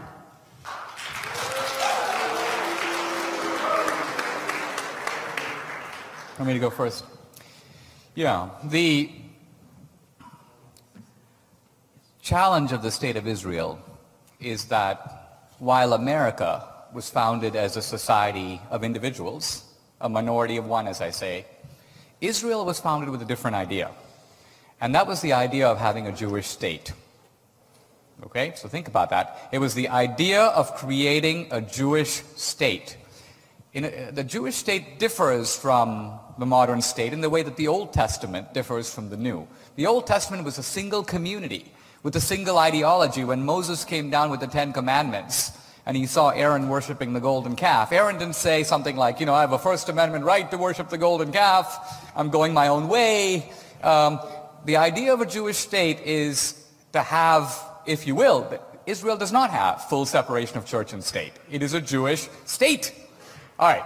Now, You are, it seems to me, attacking the legitimacy of having a Jewish state.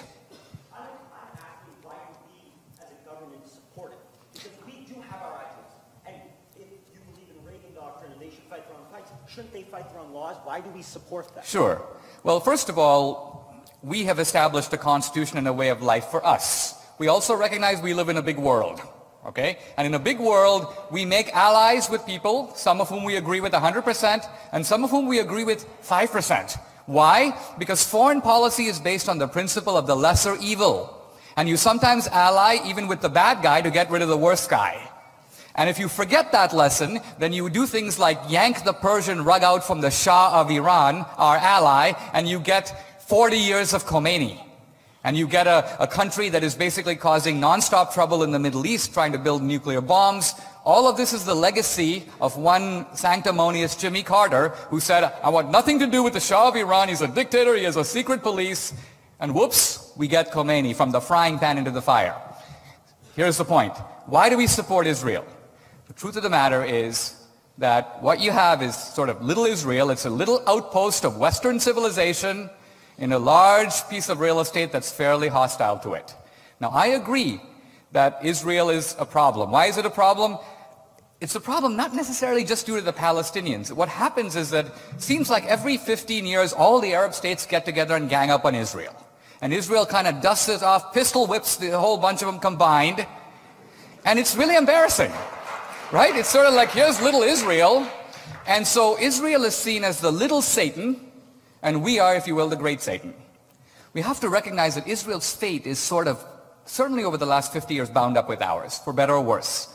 So, you know, it's a tough spot. I don't agree with everything Israel does. I'm not saying that we should be giving billions in aid to Israel or Egypt, for that matter. So I'm not putting this out of bounds for debate, but I am saying I'm really glad to have, albeit a small ally in the Middle East. And I think that if Israel were to vanish off the face of the map, that would be very bad for American interests, and it would also be very bad for the Jews. I really appreciate your question. I appreciate your question. I want to point out two things. One is we all support Nelson Mandela now. We didn't support Nelson Mandela when the fight against apartheid was actually going on. Nelson Mandela was only taken off the terrorist watch list in 2006. So let's get real about, now we all love him, and he was a grandfather who reconciled. How about his Rivonia speech when he was put in jail for life? How about reading that and seeing who the real Nelson Mandela was? He was many things, but he was a freedom fighter, and when he was a freedom fighter, the United States officially did not support him, and most of the people here would not have supported him. So that's what I mean, about getting real about history. I asked you about slavery and women's rights, and the question is there something 40 years from now that your grandchildren will look around and say, really? You did that, just like we say that about slavery. Are there things that we could do better? Extracting the last drop of oil from the ground, that's one example. Or mass incarceration, or money in politics. These are all things that your kids may look at you and say, really? It cost Obama $1 billion to be elected, and you called that a democracy? Ridiculous. I'm glad you raised the Israel question, because Israel is an apartheid state, and there are things we can do about it. It's ridiculous that this country alone supplies Israel, gives it the kind of money that it can stand up on. Israel was created not in an empty land, but in a land with people on it. And unlike most colonial powers, which take over and want people to stay, the British taking over India, Israel has systematically pushed out the indigenous population. And that's going on to this day, the settlements and the burnings. There is something you can do. Boycott, divest, sanction. The BDS movement, you can find it online. This is something that we should all be aware of and participate in, because Israel and Palestine exist there, and there is no justice unless we can figure out a way, they can figure out a way, really, the Palestinians to also have self-determination and a future to live for. I'm afraid that's all the questions we have time for. Both Mr. D'Souza and Mr. Ayers will be outside after tonight's debate is over, and they can answer your questions at the book signing tables. I'd like to ask Mr. Ayers to... We only have so much time for the event tonight. I'm sorry. So if you have an additional question and you want to ask the speakers, please consider asking them after the event.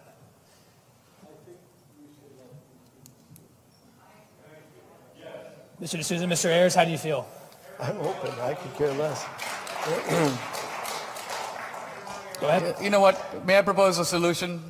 If maybe we can have each person come up to the podium and ask a quick question, and then Bill and I will sum up and answer those questions so that we're able to keep the debate within time, but at the same time, hear everybody out. Would that be a reasonable proposal?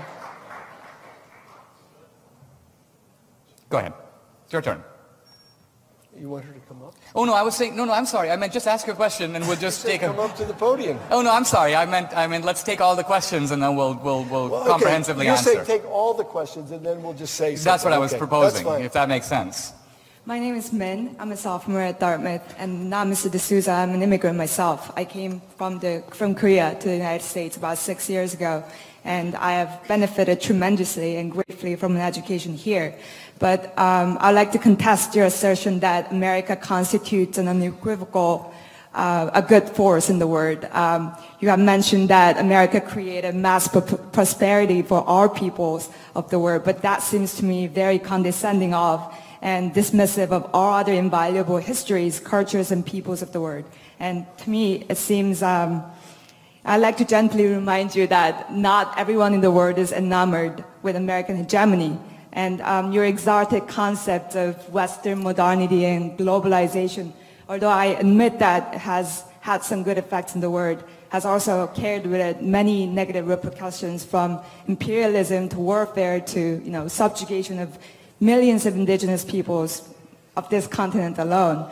And I'd just like to say that, for me, the greatest thing about America is its melting pot of a population and its ability to own up to its mistakes, whether it be its slavery or its subjugation of indigenous peoples. And for me, it seems very much contradictory that you propose to represent the immigrant experience and the immigrant voice and the immigrant perspective on America, when you yourself is so wholly biased in favor of American exceptionalism and complacency.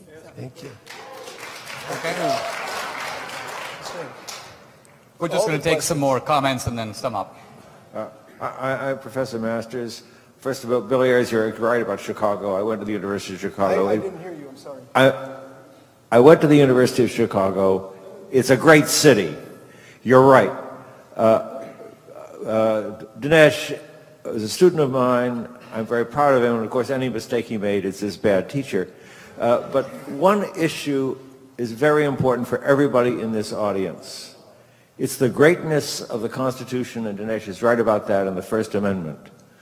The Congress shall pass no law respecting an establishment of religion and the free exercise thereof and the freedom of speech.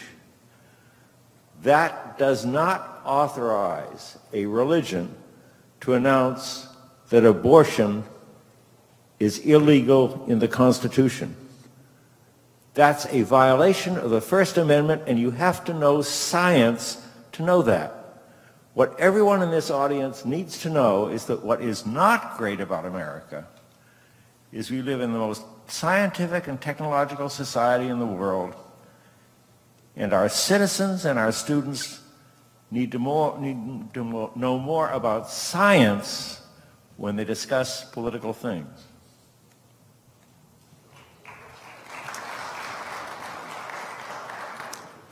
My question is to you, Dinesh. You mentioned that you like Thomas Jefferson about the Constitutional Convention. What do you say about his belief that if you do not change the Constitution every 20 to 30 years, you are enslaving the next generation?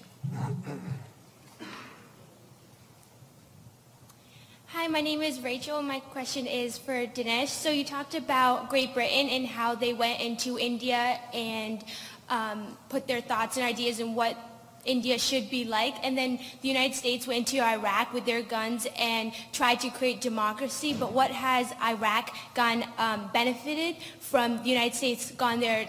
Like you said, India benefited from Great Britain going into India. Thank you. Hi, my question is to Mr. D'Souza. I think that coming to this debate, I didn't know a whole lot about either candidate. I had a whole lot of opinions. I agree on things like, I don't know, American exceptionalism.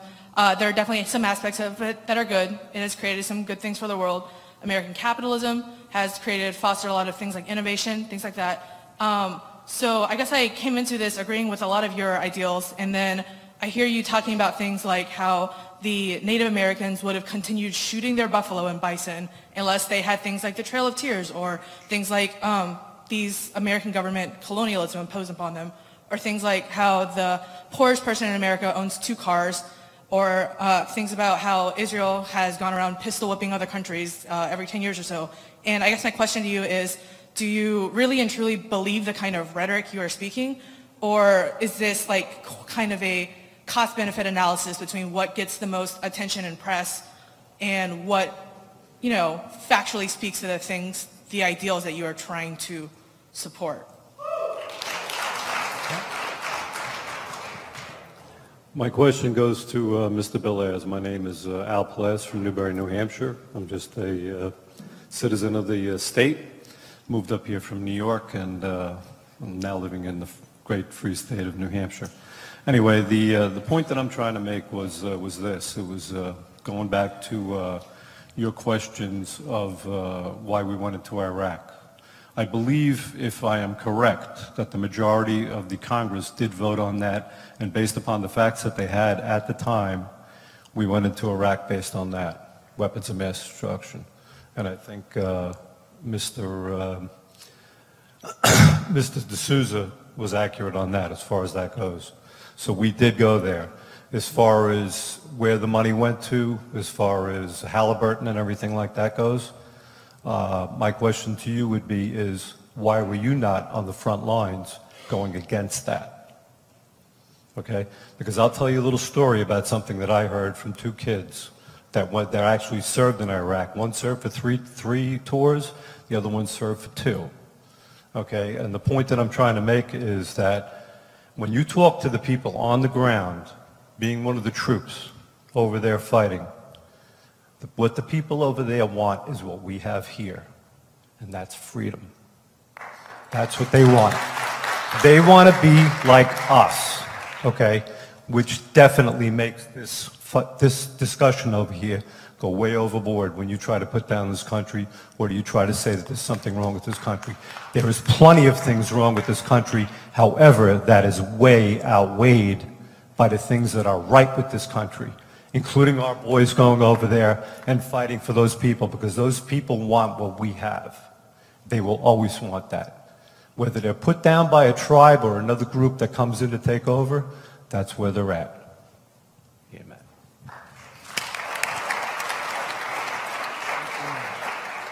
Mr. D'Souza, your balanced and broad historical perspective shows how important immigration really is to this country. People like you are the future of America, not the jaded and cliched blame America always for everything types. I hope your friend gets a visa. My question, why is there such a consistently hypercritical view of America and the West and the right in our high schools, colleges, and media? Thank you.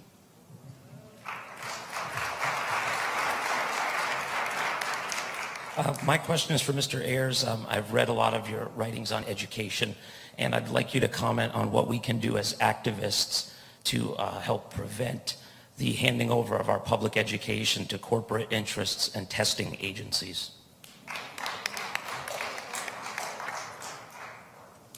If there are no more questions, I'd like to ask Mr. Ayers to give a brief conclusion and to sum up his remarks. We're going to ask you to give a brief conclusion. Can you answer these questions at the same time? No. The question you can answer. Bill, can you in 5 minutes, can you do a little overview? And You start. Sure, I'll start. I remember many years ago, before I came to America, on the outskirts of Mumbai, there were a group of, I think they were Yale anthropologists who would come to India to study the local people. They set up a bunch of tents, and they pulled out zoom lens cameras, and they were recording notes, and they were basically recording the lives of the slum dwellers outside of Bombay. And the slum dwellers would come up to these Yale anthropologists and say, basically, I want your genes. I want your camera. And the anthropologist would say, oh, no, that's a very simplistic point of view. You are unfortunately in the prism of ethnocentrism. We are not here to affirm the superiority of Western culture. Your culture is just as wonderful from your perspective as ours is. Clearly, this is a veteran. These were veterans of many anthropology and sociology classes at the Ivy League. And the peasants and the slum dwellers would sort of peer at this and take it in, and they'd say, yeah, but can I have your jeans? Can I have your camera? Now, what am I talking about here? There is a one-way movement in the world away from agrarian, impoverished societies of people who are grinding and eking a living out of the ground. People who are living in the rest of the world the way they have lived for millennia. All those people can now see that there is a better, more prosperous, more abundant way to live with more possibilities. And it is nothing short of shameful to go around lecturing those people on what they should want. From the benefits of Western modernity to sit privileged, enjoying all these accoutrements and telling other people that they don't deserve modernity is a disgrace. And you have no right to do it. Now, those are people who want what we have. And frankly, they don't want our generosity. They're not coming begging the way that a lot of philanthropists and social workers want them to beg. This is probably the greatest insult of globalization. The Chinese, we don't need you. We'll do it ourselves. We'll take over the world economy and we'll become the manufacturing center of the world. And we don't need your help. Send all your aid workers home. This is powerful stuff. They have learned our recipe. So, here's my point. Here we are, Dartmouth. You want to be in the middle of the 21st century? Don't sit around saying, okay, we did civil rights, we did feminist rights, we've done gay rights, now whose rights are we have? You know, you can do that if you want. This is a rich country. There's a lot of time to pass your time. You can do that. But this country, which is on the top of the world, is going to be sliding right down into third, fourth status, and other countries are going to come up and take our place. And they're going to have the kind of power that we have had since World War II. And it's going to be a very different world. And it's going to be a little bit of a tougher world because those are people who believe in wealth creation, but they also believe in conquest. And we cannot expect them, when they have our power, to use it to achieve our priorities. I will assure you that the rise of the East, the rise of Asia, is going to mean not only the end of a lot of Western priorities, it's going to be the end of progressivism. Why? Because many of those countries want modernization, yes, Westernization, no. Now, what America still has is a great gift to the world. Someone asked a question about Korea. Started talking about the Indians and so on. Let's talk about Korea. Isn't it wonderful that South Korea is a free country? North Korea isn't. But had the United States not fought the Korean War, it is very possible that the North would have engulfed the South. And we would have a retarded dictator who just killed his uncle, telling this young woman's parents what to do and putting them in mass graves. And this is the real world we live in. So sitting around talking about multiculturalism doesn't really work when we're living in a real world where there is a North Vietnam and a South Vietnam, and the North overran the South, and a North Korea and a South Korea. The world is still the way it is. Look, I'm optimistic about America because it seems to me, not that America does things right all the time. We do things wrong a whole bunch of the time. But we do try. And we do try to live up to ideals that remarkably were there at the beginning. There's no new ideal that we've invented. The principles were always there. Sure, the founders didn't envision abortion, but they did envision privacy. They didn't envision the NSA, but they did envision unreasonable search and seizure. They didn't envision civil rights, but they did envision non-discrimination and equal rights under the law. And that's right there in the Fifth Amendment, and it's right there after the Civil War in the 14th Amendment. So yeah, the Constitution can be amended. It has a process in it to amend it. But that's my point. You want to change the Constitution? Follow the law. Follow the process. Don't sit around saying, well, Jefferson thought it'd be nice to do it every 20 years. Therefore, we get to appoint Supreme Court justices who will kind of ignore what the Constitution says and do what we think it should do. It should say.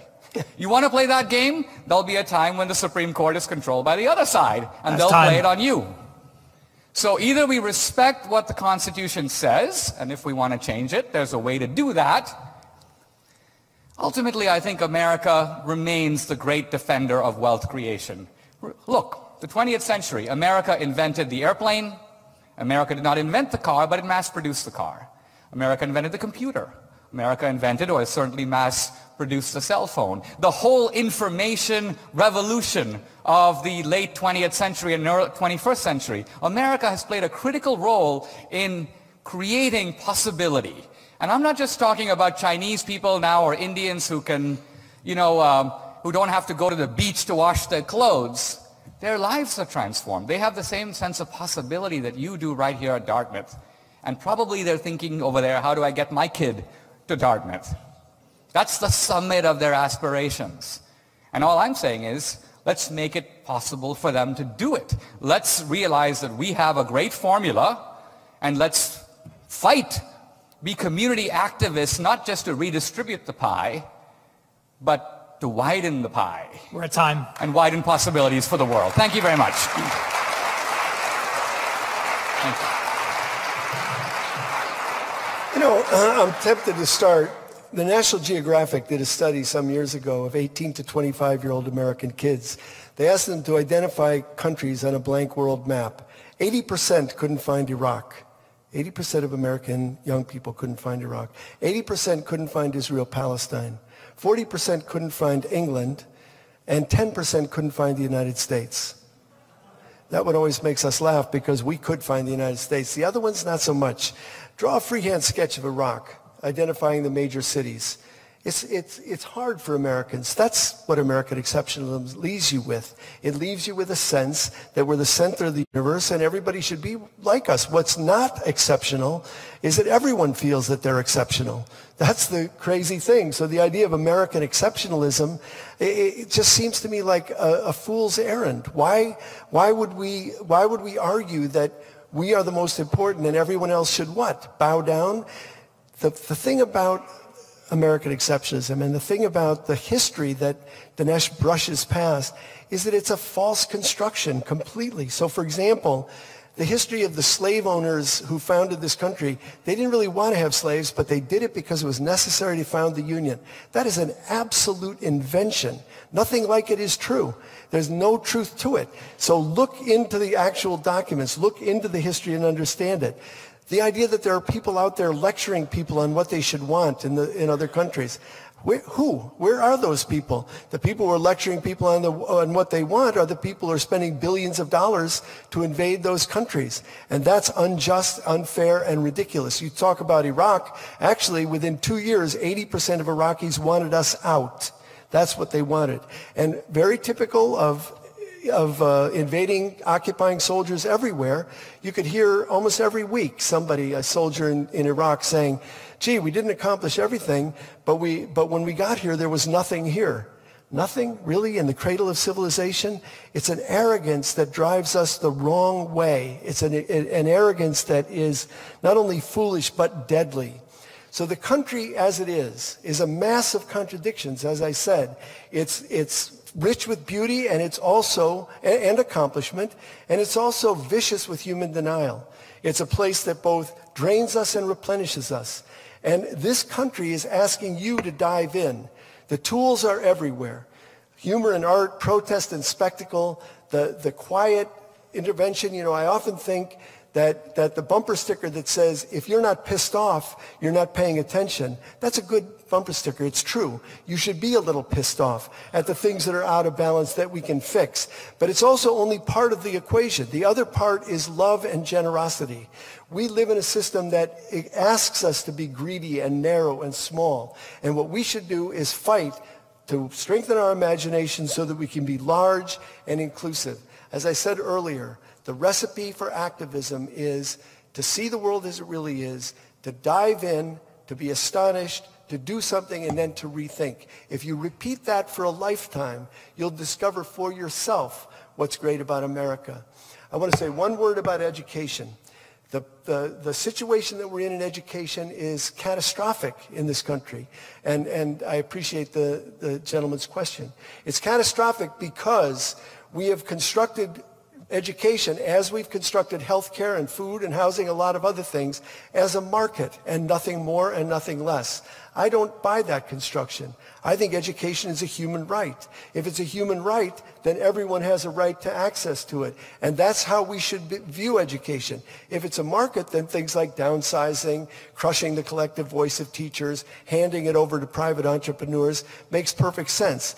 And reducing education to a test score as if that's what makes an educated person. We should resist that, and we should resist it with a view that education in a democracy, if it's anything at all, it's based on that fragile belief in the incalculable value of every human being. And that means, among other things, that what the most privileged and wisest parents have for their children, we as a community should want for all of our children. We should demand it, we should insist on it, and we should build a movement that can make education, good quality, high quality education, a reality for all. Thanks very much.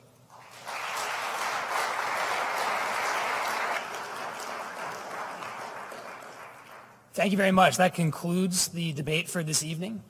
We ask as you leave to please take a look at the tables we have set up outside. I think both Mr. Ayers and Mr. D'Souza will be selling and signing books.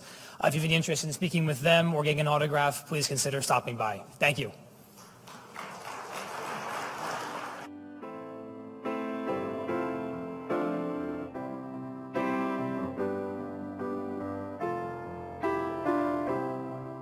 When I find myself in times of trouble, Mother Mary comes to me, speaking words of wisdom.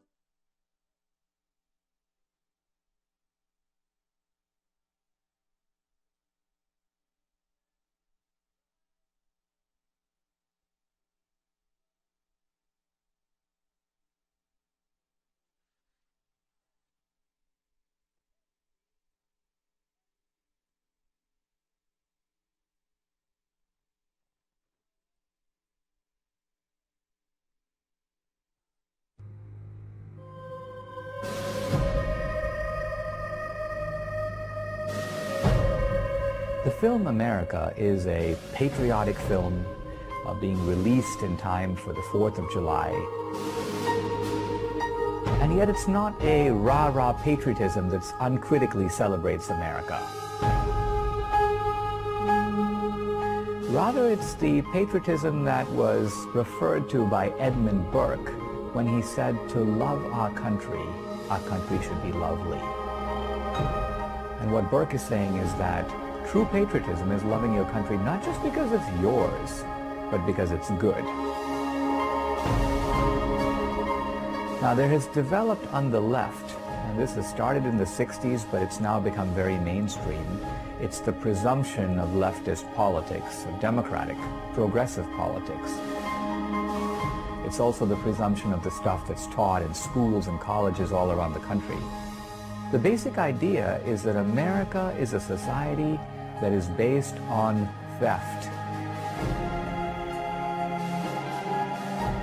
America is a society based on stealing and plunder. This is the defining feature of American history. We stole the country from the Indians. It was their land, and the white man took it by force. We stole the labor of the African Americans to build the country, at least the South. We stole half of Mexico in the Mexican War. That American foreign policy today is based on plunder. Why are we in the Middle East? Obviously to take their oil. We don't intervene in places like Haiti because they don't have any oil.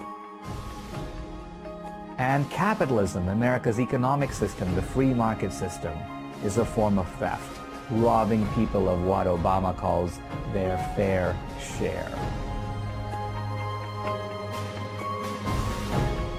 Now, this idea that America is based on theft is never effectively answered. And in fact, many of its premises seem undeniable. Didn't we in fact take the country from the Indians? Didn't we in fact steal the labor of the blacks? And so on. So in this film, America, I want to take this progressive leftist critique head on. I want it to be articulated by its best spokesman, and then I want to effectively answer and debunk it. That's the central ideological question answered in the film America.